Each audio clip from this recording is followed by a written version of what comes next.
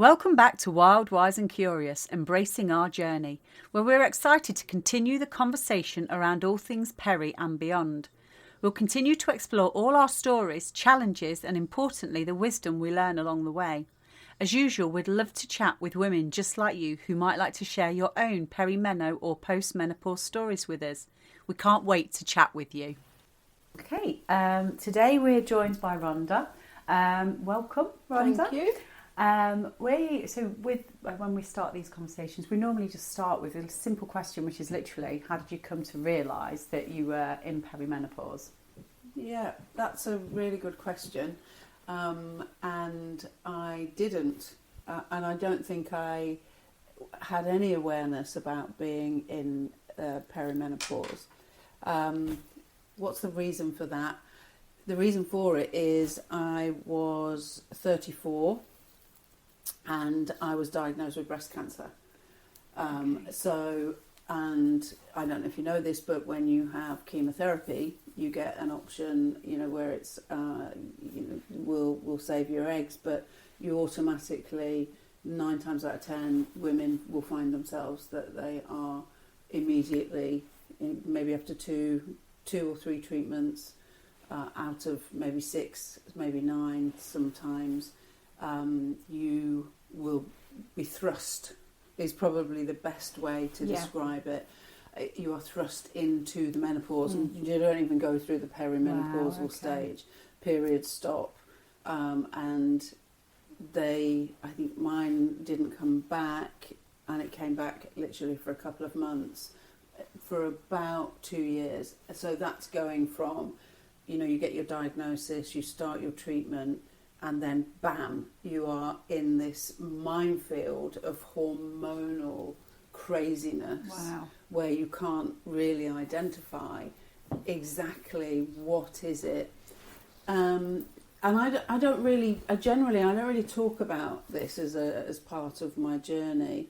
But I felt that there is so much that's talked about with, perimenopause or the menopause at the moment.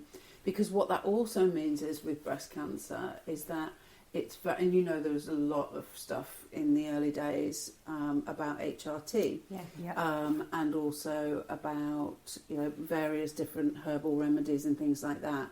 Anyone that has a breast cancer diagnosis is strongly advised. Well, I don't think a GP would give you, would even today give you, and don't quote me on that, but I don't think you would get HRT with that kind of diagnosis, and also the herbal remedies and things like that wouldn't work. Fast forward, because you're in this mix, and realistically your treatment's going to last about a year. Okay.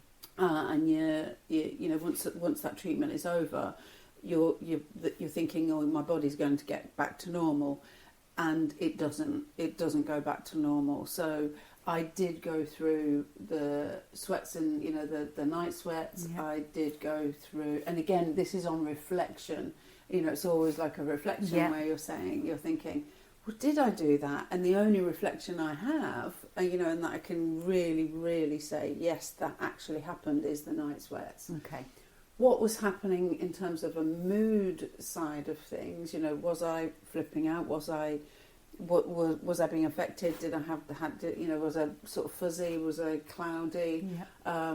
And it's a long time ago now, but it's really, but it's difficult to remember that and pinpoint things. Yeah.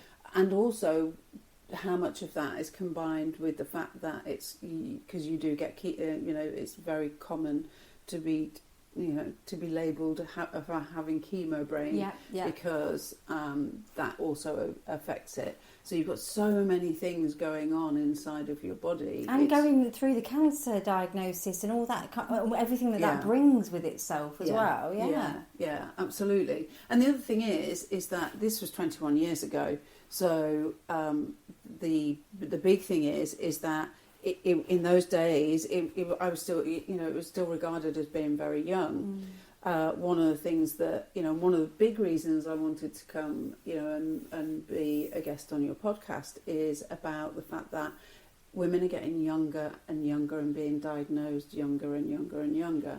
and that means that they are also going to lose out on that, the opportunity for childbearing, all of those things, because they're things that come along, so if you're going to leave it late, which I had said, we won't have children till, we get into our 30s and stuff like that. It's a big thing. It is a really, really big thing. So you're not just sitting alongside the perimenopausal stuff and then the menopause stuff. You're also sitting alongside, the age of when you would when you could be diagnosed, which is, like I said, is getting younger and younger.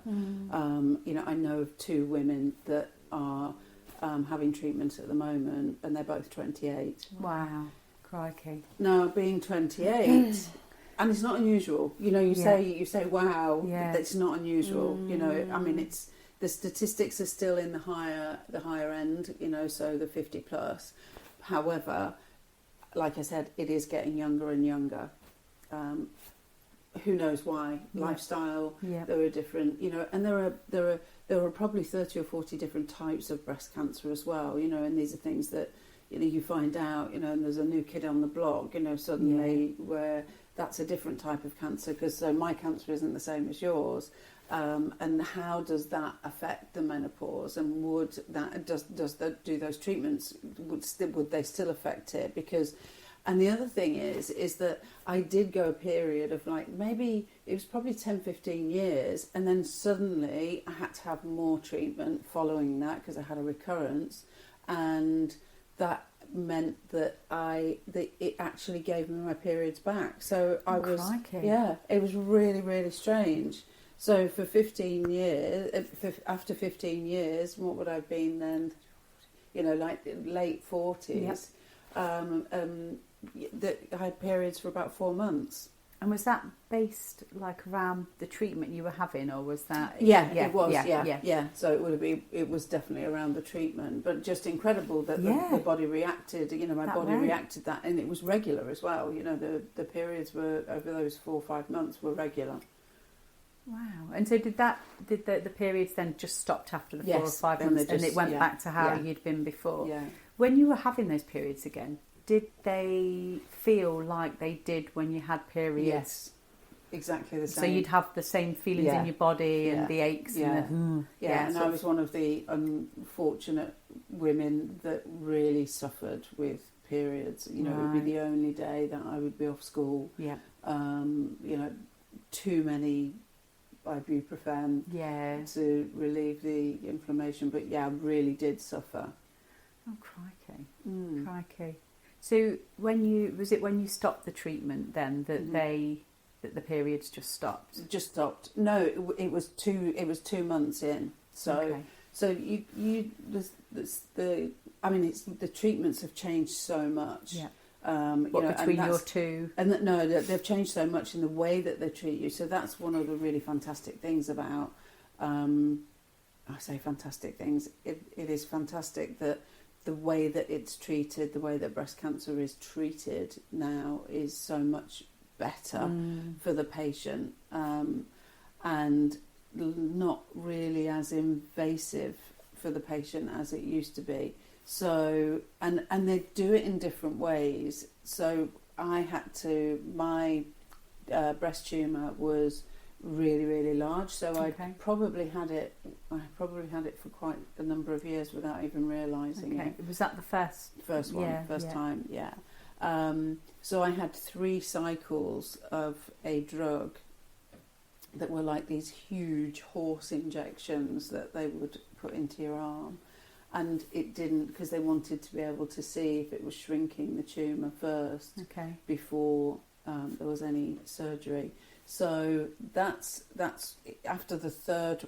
So that would have been 3 weeks. So that was 3 times, 3 weeks consecutively. Yeah. No periods whatsoever. All gone. Totally stopped. And came back 15 years later. Wow. That's crazy. Yeah. So you kind of, so then when you had the second So that went, how long ago was that? That would be the second one was 7 years ago with the recurrence. And so you had that, and then you had to deal with the periods and having those awful symptoms like you had done when you were younger. Yeah. Oh, double bubbles, right? Goodness me. Yeah. Crikey. Only 4 months though. It was only that's only 4 times. Only 4 times. Oh, crikey. So I'm just like baffled that they hadn't changed in that time, because you kind of think that they're going to, like, at least you would think that they're kind of weighing off and won't give you as much jip. But so how did you kind of navigate all of those things going on, like, to sort of make you feel, because whenever I used to see you, you always looked fabulous, and you always you were always so busy, and I know you had a massive job. I do remember you trying to steal Tom's hat at one point. I did steal it. And I've got photos to prove it. They're good photos. They are. They're very good photographs. So, because I never knew that about you. Yeah. Because you were always, always busy throwing yourself into things and doing so much. Yeah. Do you think, what sort of things did you do to sort of, to make yourself feel better? Yeah, well, the first thing that I did to make myself feel better, my husband proposed to me this was in July. This was July. And then in September, I went away with a girlfriend, found the lump, came back, went to the doctors, and it happened so quickly that it was, oh my goodness. So, this has happened. What do we do? It was a shock. You just can't believe it. Yeah. It's a massive well-being, isn't it? It is. I mean, it's huge, and it would be huge for anybody. It's easy for me. It feels easy for me to kind of to focus on the fact that I was so young, but it doesn't matter, because I went to a yoga class a couple of weeks ago in the city, and there was a girl there, and she was 27 when she was diagnosed, and has had a recurrence since, which is just awful. I mean, just really awful. But he had proposed in the July. In September, I found out, and then started the treatment in September. The wedding was booked for the following July, so you can see the time, where it's a year. And the first 3 didn't work. The first 3 treatments didn't work. It wasn't shrinking. So that meant that I had to start another cycle of a different drug. So that's what I did. I started another cycle. So the race was on to get married, was to be able to get married. Yeah. And also to think, I knew I wasn't going to have any hair. So didn't have any hair when I got married. But the one thing was getting married and having, working out what you're going to do with your dress. So I went to get a dress fitting with 2 boobs and ended up getting married with 1 boob in the same dress. So they're the sorts of things. Yeah. I mean, so that's one of the things that I think about. Well, how much of that did I recognise, and how much of the menopause symptoms were being masked by the emotion of going through all of everything else. Because I was still working at the time as well. I still had a fairly serious full-time job where I was commuting to Oxford every day. It was like a 2-hour journey there, 2-hour journey back. But again, it was the right thing for me, because I think everybody would deal with that in a different way. And again, coming back to the perimenopause or menopausal stuff is, well, like I say, how much did I even notice it? All I remember, and I do remember vividly, the night sweats, and they happened really quickly. It was almost like the body, my body just went, right, okay, that's it. You've been plunged into this situation. Hormonally, you're not functioning properly, and we're going to give you night sweats. But everything else, the mood swings, and I mean, there must have been horrific mood swings. I mean, I'm surprised I'm still married. But he just dropped you off. But at lot of that could have been the treatment. It could have been, you know, a whole host of things. Yeah. And I think that's the thing, isn't it? You are dealing with so much that, on reflection, you can perhaps think, oh, maybe that was. But you're not really ever going to know, because it could well have been for a whole host of things. Your body was dealing with a lot in one time. Yeah. And it's in what fascinates me, and what I find is really cruel in a sense with chemotherapy treatment, is that it puts you in that position. It puts you in a well, it's not even perimenopausal. It puts you into a menopause state, and it's like, well, why is that? How does that happen? You know, I mean, and where does that sit? Yeah. Because yes, you know, it's killing off a lot of the healthy cells. And where do the healthy cells sit alongside the menopause? Because that is one of the things that, you know, they'll always tell you, is that the treatment will put you in there. Sometimes some women do get their periods back. Sometimes women go on, you know, in a small percentage though, but they do go on and have children successfully. Okay. But it is a very, very small percentage. Yeah, I actually really didn't realise that that's what happens when you have the treatment for breast cancer. For any cancer, any chemotherapy. Yeah, I didn't realise that it had that effect. Crikey. So it's like, it's a big life upheaval, isn't it? Yeah, absolutely. Yeah. And I really didn't realise. So, okay, that's an awful lot to deal with, isn't it, in your 30s?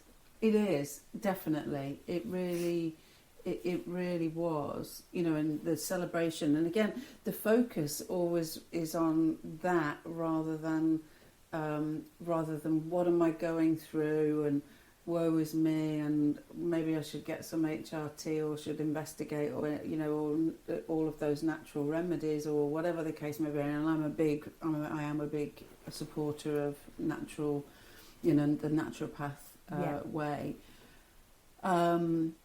But I don't know if I've actually reconciled the two, if I'm honest. You know, it's kind of strange to think it's like, yeah, okay, because the one thing is it's just about human survival. I just want to live. I just want to live. I want to survive. I want to live. That's what I'm driving towards. By the way, really sorry we can't have kids. You know, and then it's and that's the sort of conversation that happens, and then you know, I was very, very conscious of going through, I think it was almost like a post, it wasn't a depression, but it was like a post anxiety of, this is the, you know, here's this really lovely guy, he's really wonderful, and he's great, and he would be an amazing father, but that's not ever going to happen with me. So, you know, you need to go, you know, let's just like end this, because, you know, and we'll end it, and you'll be fine, and you can meet somebody else. But he's still here, 31 years later. So, I mean, it's so much went on, didn't it? Yeah. So you from you finding the lump to then getting the treatment, and then obviously knowing that you're going to go into menopause. Yeah. You know, in such a small amount of time, so many things are going to have a knock-on effect from that. Well, if you think about it, it was 4 weeks. You know, in total, it would have been 4 weeks to, you know, such a young age as well. Yeah, to be able to think about, and it is the last thing that's on your mind. So, and because there's so much discussed about it, you know, and we've got lots of, you know, stars and things and celebrities highlighting the use of this drug, that drug, the other drug. And there is no voice. You know, I just felt like there wasn't a voice for women like me who are diagnosed and are put into, you know, a medical menopause. Yeah. That voice doesn't really get considered. And when, you know, and I have friends that are, you know, they complain about, oh, well, it's the menopause, you know, and I'm not enjoying it, I'm really hot, and I've got hot sweats and things, and you know, and I'm going to be honest, I'm not an advocate of HRT anyway. You know, I look at my grandmother, and my mother, because my mother did go into both of them. My grandmother was 43 and my mother was 40 when they both went into menopause, and neither took HRT wasn't around. You know, when my grandmother was there. I think my mother had tried two patches and that was it. You know, it just wasn't. It really didn't suit her. And I wonder how much of that is generational influence as well. So, you know, what would have happened if they had taken it, or if my mother had taken it and I had the opportunity, you know. So I think definitely if I had you know, let's say there was a magic pill, you know, after those 4 weeks where you weren't put into that medical menopause, would I have taken that magic pill? Absolutely. I would have done that, you know, because it would have, but then there's no guarantee that, you know, there would have been children anyway, so. Yeah. So what is the pathway then? So what kind of support do you get through that time? So like you've said, actually, it's you're fighting for your life at this stage. So the menopause is a thought way over there, isn't it? Yeah. Nobody's considering that. So I would imagine there's very little advice, very little support. Do you know? And that's a really, really great question, and that's just really made me think about what I see in the hospital, because, you know, I'm still having forms of treatment now, and there is nothing. The discussion is always about the cancer diagnosis. The discussion isn't necessarily about what happens with the treatment. A lot of women are past childbearing age anyway. Generally, you know, the percentages are still about 75%.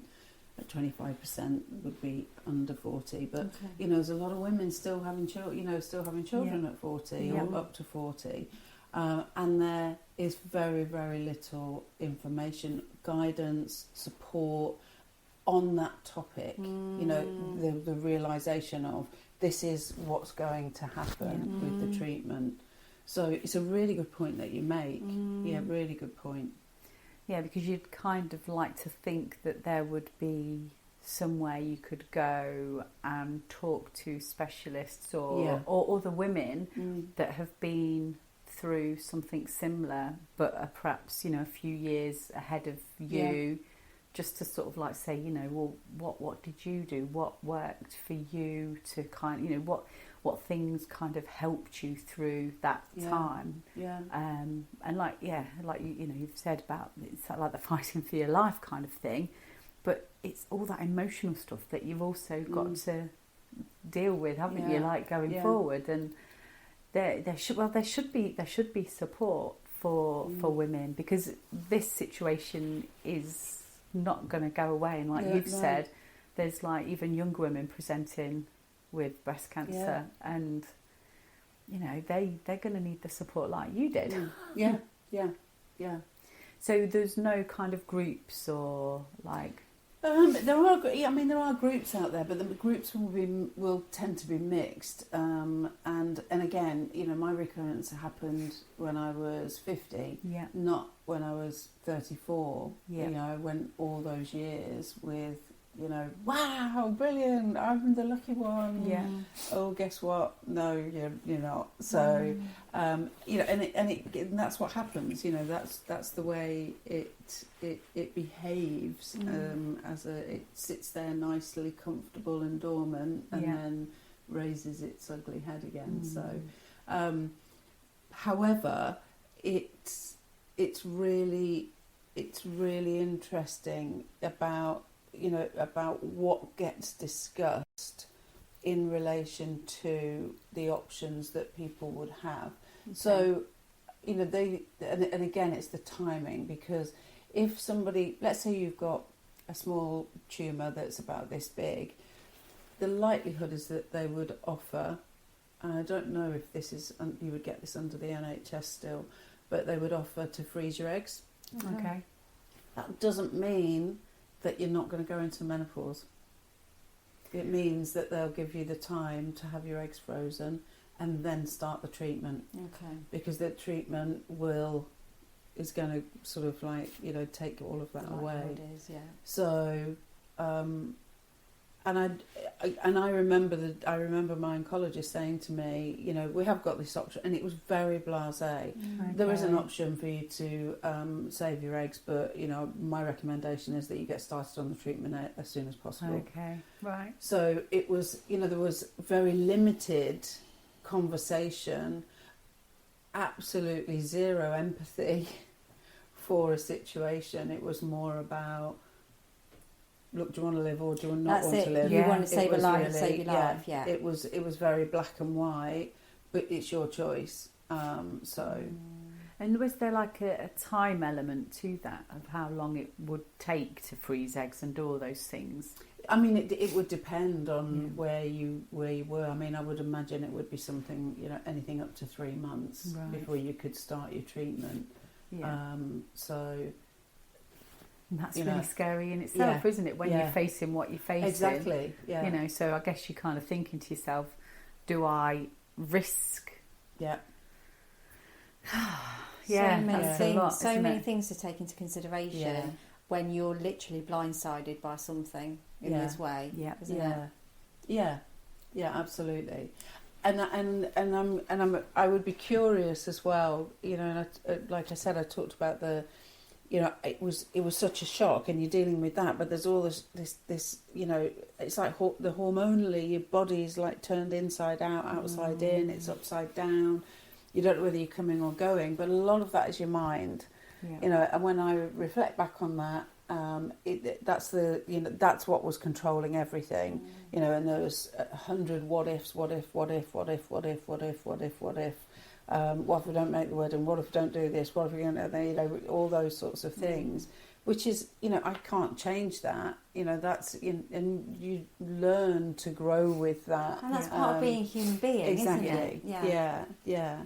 You know, but then you've got that situation where it is that support, and how much support is there, because, you know, and because it wasn't, you know, and I, you know, and again, when you reflect back, the support wasn't there. You get a nurse that comes and talks to you and asks you if you're depressed. That's all they want to, you know. I remember distinctly the nurse saying, you know, do you think you might benefit from some antidepressants? And I was like, what? No, I don't know. I'll just carry on and deal with this as it is. I don't know if it's still the same. You know, I can't say if it's still the same or not. But I imagine, from a hormonal perspective and where your body is, there must be women out there that are just so, you know, just so confused with what's happening. Because of you've got tier 1, the shock, tier 2, I'm going into treatment, and tier 3 is like, oh my God, I've just realised I'm going to go through the menopause at the age that I am. However, they're all jumbled up together.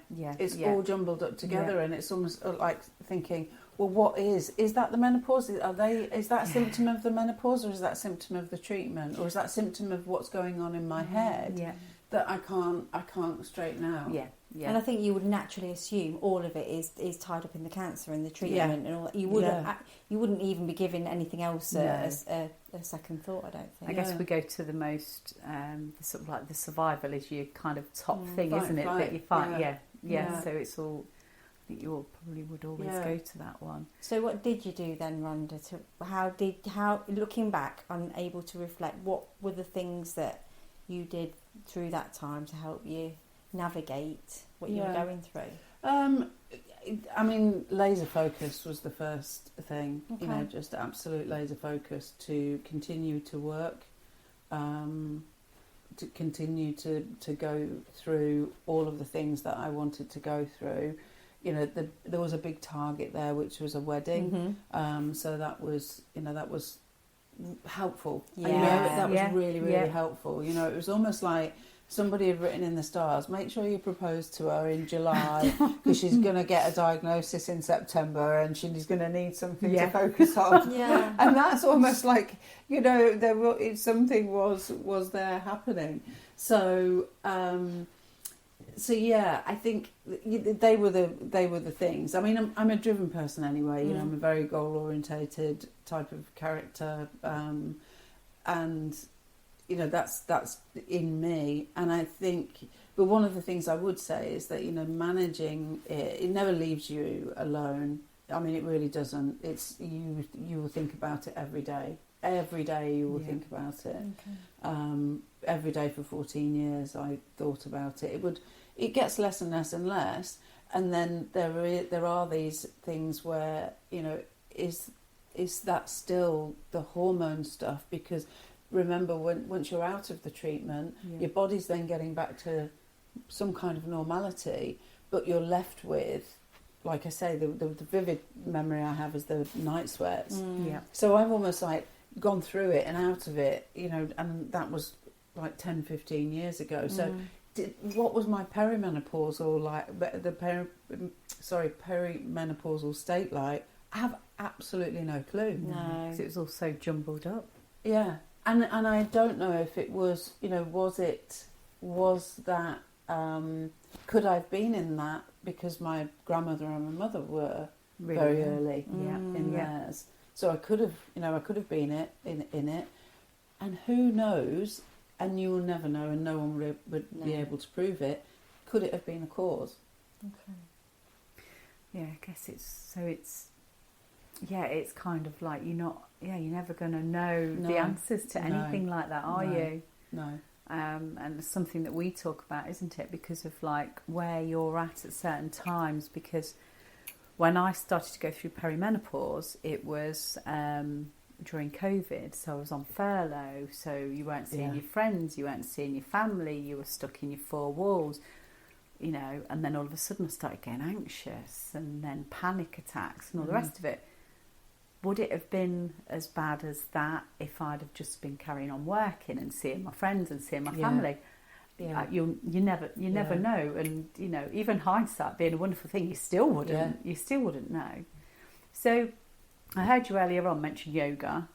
So what sorts of things like yoga do you do? And I also heard you say something about natural remedies and stuff like that, because we love all that sort of thing as well. So what can you tell us a little bit more about what you do? Yeah, so I practice yoga, I mean, very frequently. Yeah. I mean, at one point last year, I think I probably missed in the whole year probably 5 days without practice. Wow. Yeah. Heavily got into meditation. Yeah. Really hard. Yeah. Very, very hard. Yeah. But again, there's a fantastic author, I don't know if you've come across him, which is a guy called Dr. Joe Dispenza. Yeah. Which is particularly his book, the Supernatural one. Yeah. Just fascinating. And what I love the fact that that's backed by science, you know, because you do need, I feel, you know, my opinion is if you've got those two that are blended together, I mean, wow, it's just incredible. So, and they're the two main things. Exercise. I started cycling a lot, and you know, I've always been, you know, I've never liked being at home. I've always been somewhere or doing something, But the worst thing is that doing that you can live inside your own head, and that's not healthy. Yeah, you know, it isn't healthy. I would say I don't have mental health issues. I've never felt the need that I need help through medication, but I do prefer to go down the holistic route. Yeah. So in that holistic route, so aside from other things, I take quite a few supplements. Yeah. And supplements that would work on the inflammation within, you know, that's inside our bodies. Mm-hmm. How that helps with things like, you know, things like perimenopausal stages and menopausal stages is, I actually don't know. Yeah. I mean, the one thing I will say is that, you know, buying, dare I say it, sorry, Holland and Barrett, you know, it wouldn't be, I'd buy overseas with a really reputable company in Holland that are based there, and they do contribute a lot of their profit, 25% of their profits to cancer research as well. So you know, there's a lot of scientists that work in there. So that, you know, there's a reason why that would be. But we all know that, you know, pharmaceutical companies, you know, they're just constantly fighting to reproduce something in a pharmaceutical way, and everything comes from nature anyway, because they can't patent it. Yeah. So, you know, no one is allowed. No company would ever get a patent for nature. You know, so it's, you know, it's crazy. So it all stems from that. I mean, my original the chemotherapy that did work the first time round, that actually is from a Norwegian pine tree. Wow. Yeah. Okay. Yeah. It's a horrible drug, but it did its job. But that's where it originated from, which is fascinating. So I don't know what else they add to it to make it as destructive as it is, but it is one of those things. And I think you know, being able to really focus on our, you know, the inflammation that is in our bodies, and so much is being uncovered about, you know, you've seen probably all the gut health and Zoe and all of those sorts of things, and you know, the connection between the brain and the gut is huge. But again, coming back to sort of like the Joe Dispenza stuff, you know, if it's backed by science, then there's something in there, and I wonder where. And all of this, you know, where will the menopause be? How will we journey through the menopausal stages of life in 20 years' time? Yeah.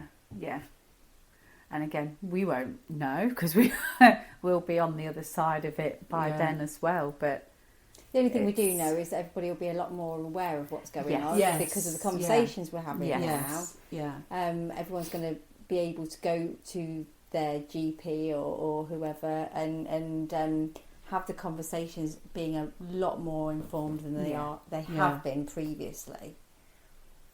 What will that look like? We don't know. Yeah. But I you know, I mean, we've been talking about it recently, and I just feel that our bodies are on overload. Yeah.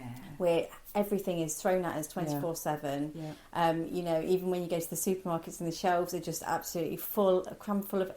It's too much. We're just overloaded, and then that causes stress in lots of other ways, and then that's the inflammation, then, isn't it? Exactly. So, yeah. Well, yeah. So where does kind of like all need the good life.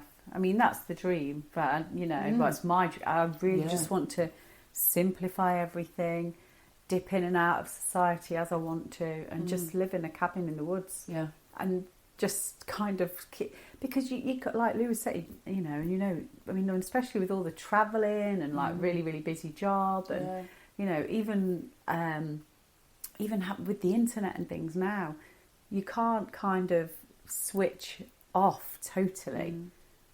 You know, and I mean, you know, with all the other sort of things that are going on in the air, like you know, any sort of like radiation and all the rest of it. We've got a lot more toxins in the air, haven't we, now, than we had, we've got a lot more 50 toxins years. Just full stop, haven't we? I mean, we're so putting more creams cars on. Exactly. You know, Cars on the road. All that kind electricity, of stuff. you know, everything is even poking food. Yeah, exactly. I mean, you know, you look at the ingredients and you don't recognise half the things that you're sticking in your mouth. And yeah, so you can see where stress, where it comes from, because there's plenty of it out there.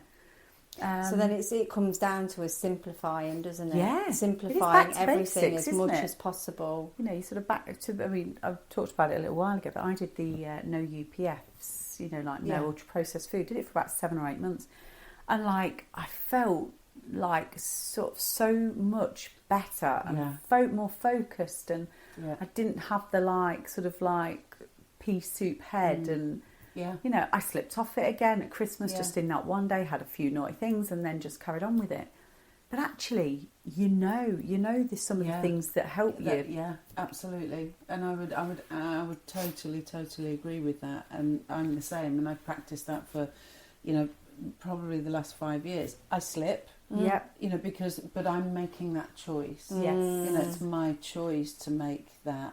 But when I do slip, I know about it, and more importantly, I think my body knows about it, and my body realizes it and says, "That's it, enough now," which is kind of really interesting. And going back to the Joe Dispenza stuff, is that is your body taking over and controlling the mind rather than the mind controlling the body. So some really interesting things there, and again linked to the menopause. How much of because I'm a coach, and I coach people around the world, and everything that I start with is usually around we'll definitely in the first or second, third session get to thinking about these are just thoughts. The thoughts are just, you know, and that's what's controlling. There's a fantastic book by Dr. Steve Peters called The Chimp Paradox, which really explains the way that the brain works and how much control it has. And then again, like I said, linking that to the menopause, is this, you know, for want of a better word or better phrase, the bandwagon stuff. Because what did our grandmothers do? Well, prior to HRT and any other things that you would do. And was it something? Were they aware of it? Did they know about it? Because the pharmaceutical company, again, let's think HRT is a pharmaceutical product. What's the derivative of it? Where did it come from? And would it be more beneficial to? I know there's what's the oil I can't remember the oil. The little tablets that are not cod liver oil. Evening primrose. Evening primrose. Yes. Yeah. Yeah. So the evening primrose oil, which is always the one that, you know, is aligned with feeling, you know, perimenopausal, menopausal, that sort of thing, as a natural substance. But it's looking at the derivative of that HRT and thinking, okay, well, what could I be taking? You know, I'll give you an example. You know, I'd never even heard of Boswellia a year ago. You know, and it's like, Boswellia, I've never even heard of it. It's one of the best anti-inflammatory things that you can get. Okay. Crosses the blood-brain barrier. It's immense for inflammation. You'd like that, Michelle. It's frankincense family. Oh, well, I'd love that then. I love frankincense. Yeah. It's my favourite. Yeah. Boswellia carteri is frankincense. Yeah. And it's got. I work really closely with a nutritionist as well. Okay. So, who has also got breast cancer or had breast cancer, and so is very, very focused and understands. She was diagnosed after her 50s, so different age, you know, completely different age thing that was going on, but nonetheless, the cycle, she would always change up the supplements and look at it as a roadmap to say, okay, we need to cut this off, cut that off, change it to that, but the Boswellia stuff would always be in the mix. Yeah. So what does your daily life look like now, Rhonda? What do you do to keep you well on a regular basis? We kind of touched on yoga. Yeah. It sounds like you're doing some work with nutrition as well. Yeah, she's a nutritionist that I work with, so I'm her client. So I left a really big job at the end of last year. Wonderful team, wonderful people, really, really enjoyed it. Was there for 10 years. The industry really, really changed. And I decided to then just like kick back and do nothing. Doesn't sound like you're a kick back and do nothing kind of person. Is this another Rhonda? I know. I'm like, oh, no. So one of the things that I feel, there are two things. One is I've always to the nth degree been very, very secretive about my story. Okay. I've not told anyone. I did, to give you an example, when I had a recurrence for 2 years, my husband didn't even know. Wow. He didn't know when I was going for, and that the reason for that is because you've got people that you don't want them to have to go through what's going on in your head. And again, I come back to it's going on in my head. Yeah. And I'm cool with that. That was good. That's how I survive. That's my survival mechanism. It's not the right one, I might add. It's not good because, through varying different practices, like I see a lady for breath work who is phenomenal. She's amazing. And it's really hard, breath work. I don't know if you've ever done it. Oh, It's yes. hard. I've got a friend who does it and she's incredible. And I can only go for breath work if I know I've got some time off afterwards. Yeah. I can't do it in an evening and then have to go to work. I need to take some time to settle because it is full on. It is full on. It is. It really is. It's intense. Very intense. And I hallucinate through.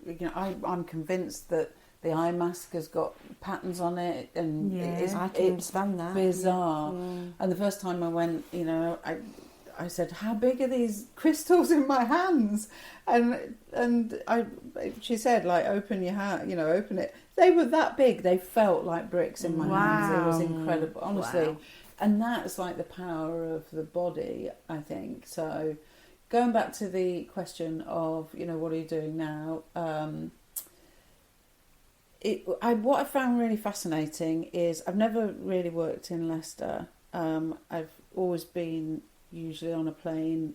Post-COVID, that didn't happen. I got, assigned to my home office, which was killing me because I would always be out and about and meeting different people and varying different things.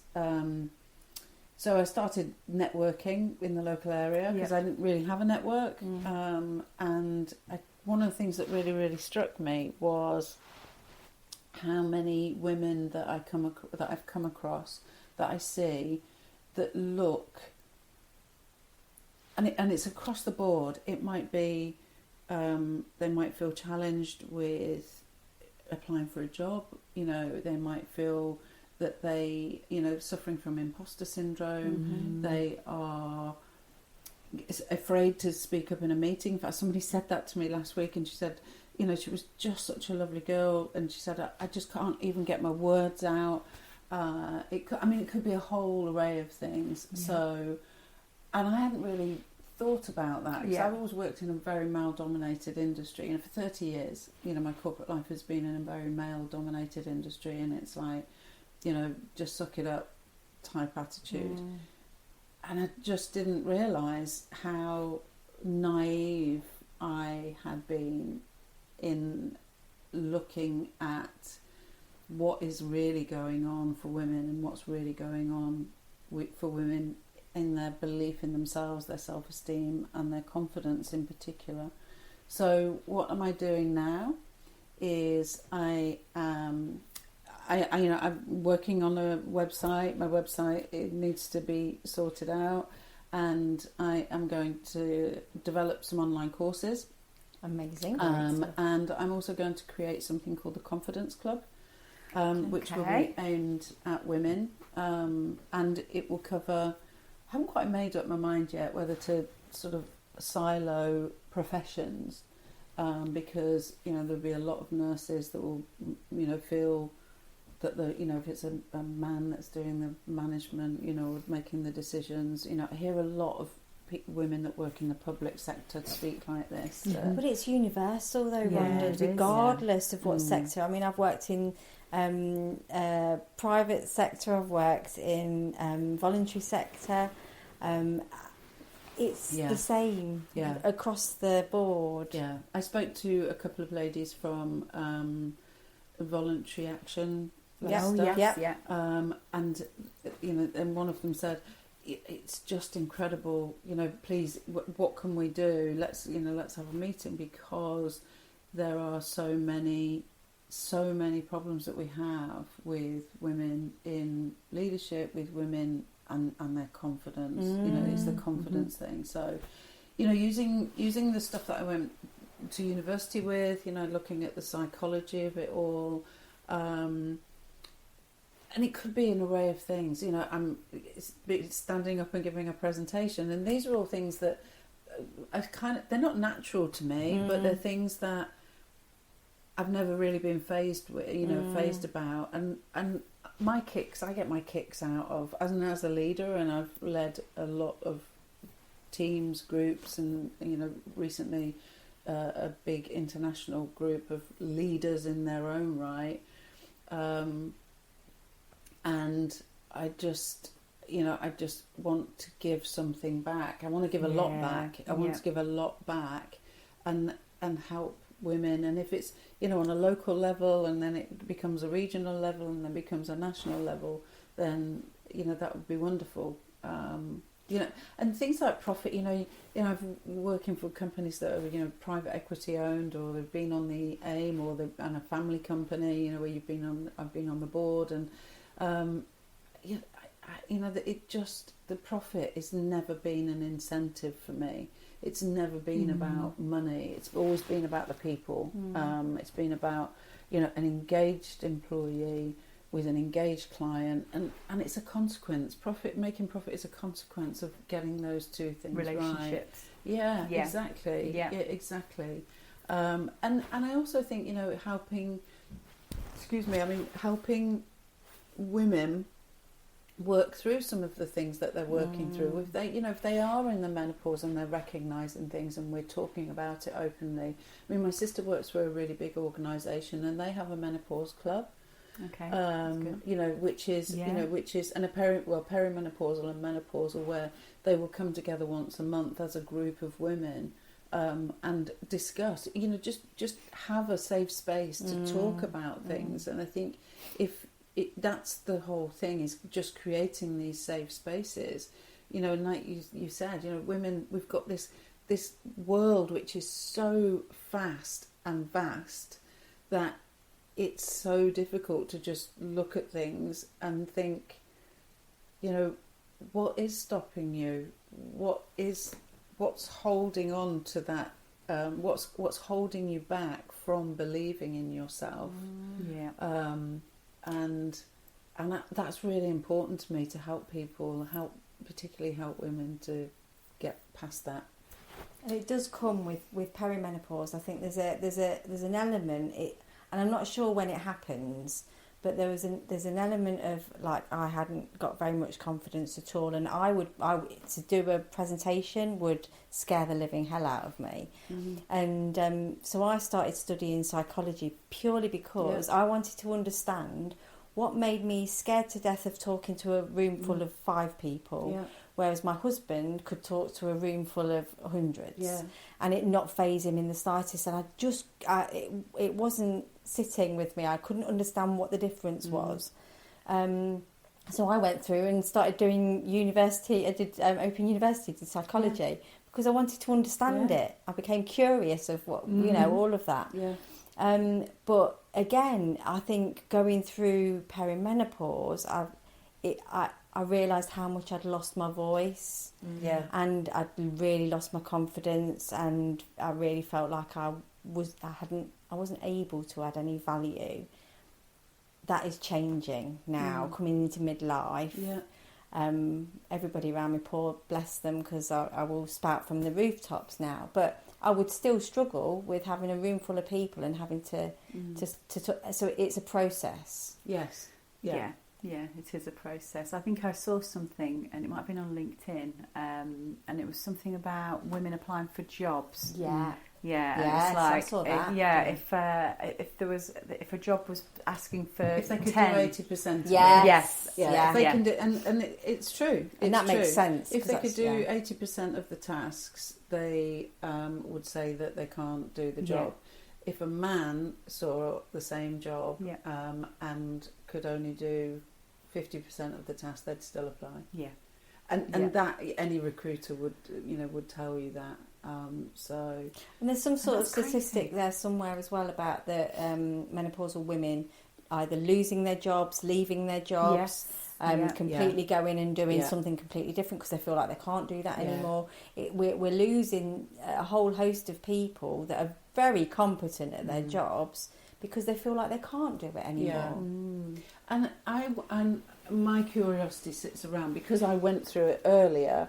My curiosity sits around the being in a perimenopausal or in a menopausal situation, life or journey. Let's call it a journey.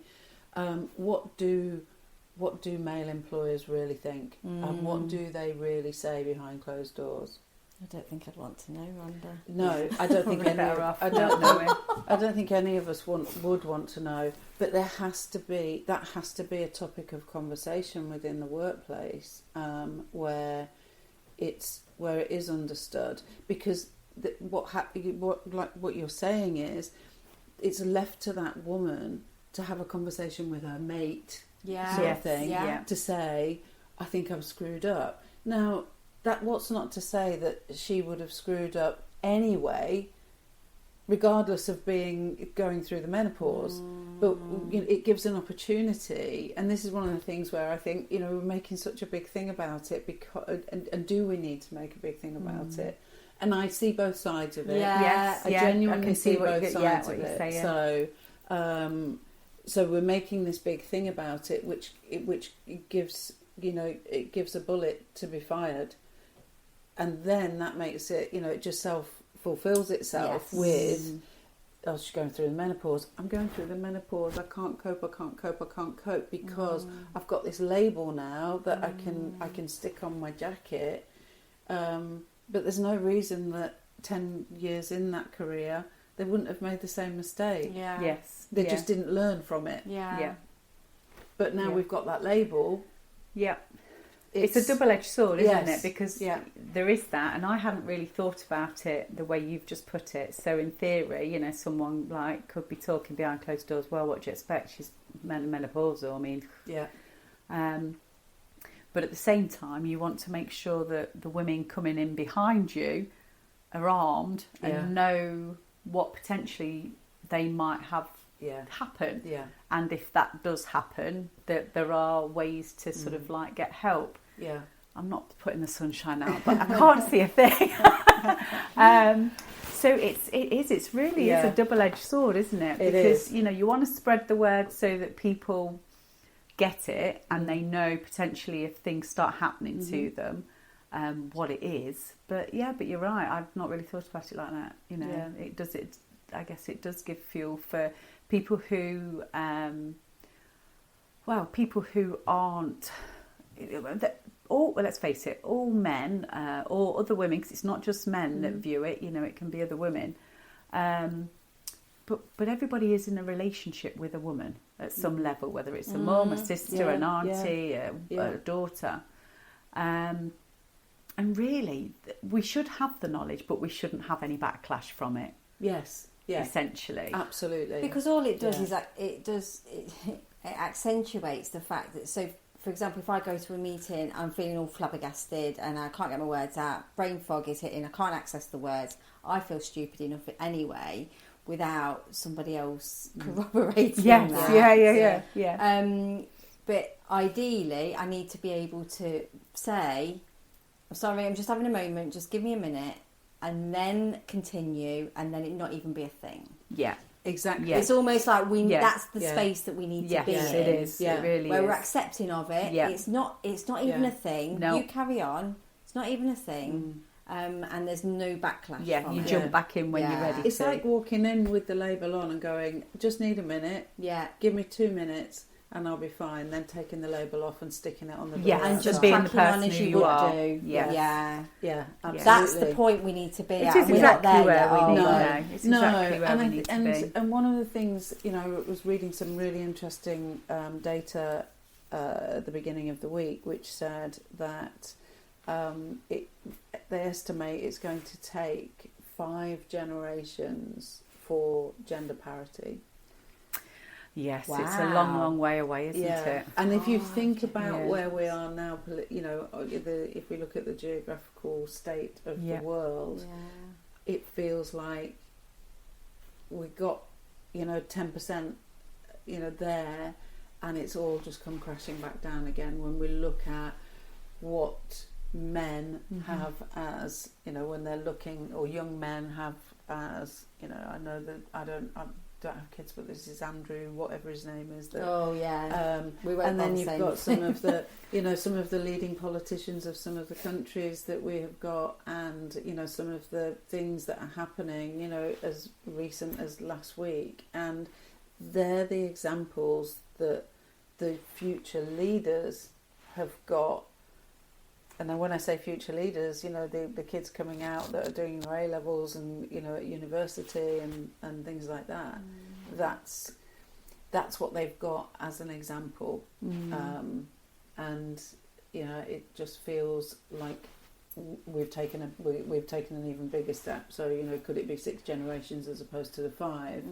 And then when you wrap all of that around what goes on with a woman that's in her mid-40s to mid-50s going through that menopausal journey, what does that really mean? And how is that going to impact their future? Because you said I'll get myself in a tears, my brain goes there. And what happens is that as you'll know is that what's happening to our bodies is that we're just releasing more and more cortisol. Yeah. Yes, that's what we're doing. So because we're going like that. Yeah. And really, what we, the anxiety kicks in and everything else, and it might be because somebody just, barged you out of the way coming out of the lift, really, and then you sort of like so distracted with all these different things that it could be anything. Yeah, there's an awful lot to think about, isn't there? That we have to navigate things very differently as women, don't we? Think about things very differently. But the good news is, both Michelle and I have got 3 kids each, and the conversations that we're having are really hopeful.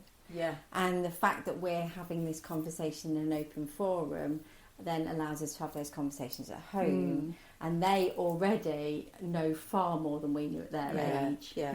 And so having those conversations makes me feel hopeful for change. Yes.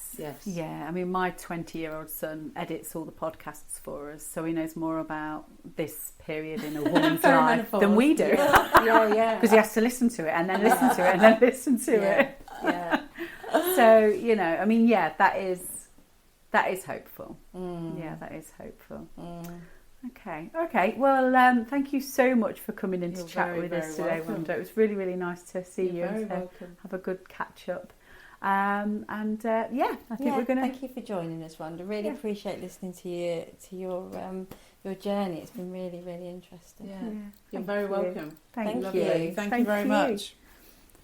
Ta-da! Thank you for tuning in to today's episode of Wild, Wise and Curious.